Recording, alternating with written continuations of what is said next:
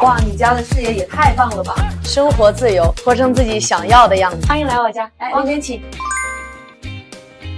你家真的是很宽敞啊，而且跟你本人风格很搭。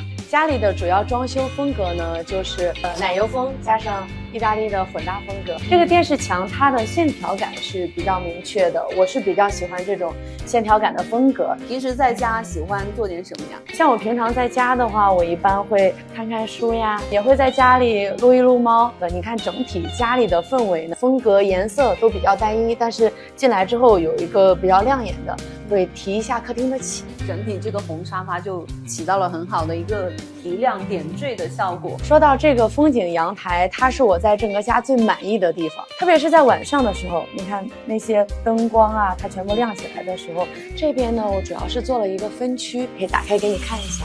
这里的柜子呢，它比较适合收纳。这款洗衣机呢，也是我选了很久，所以选择了海尔云吸洗烘套装。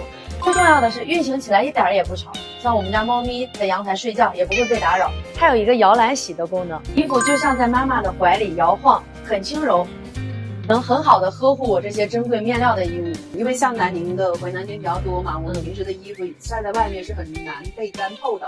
但是用海尔的这个烘干机就很好解决，它是那种1:1正反转持续送风，无论是冬天的大衣还是羊毛衣物，都能一次性的烘好烘透，也不会变形，友好的呵护衣物。像我身上这件衣服呢，洗完之后它还是非常的保暖。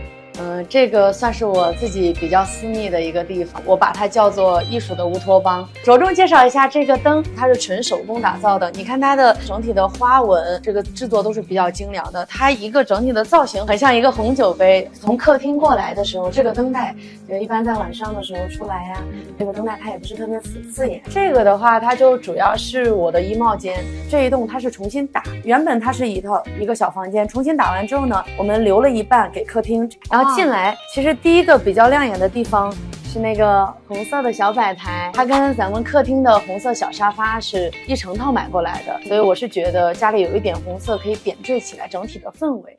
玉华给自己的生活打几分？现在的话打8分，因为毕竟从北京回来嘛，肯定是想要在自己的职业生涯上面有更高的建树。其实现在的整体生活状态是非常好的，而且个人的幸福感也很强。我是觉得有些事情它要顺其自然。我现在更多想把我的精力放在我的职业，我是希望30岁往后会有一个新的篇章，更好的人生体验。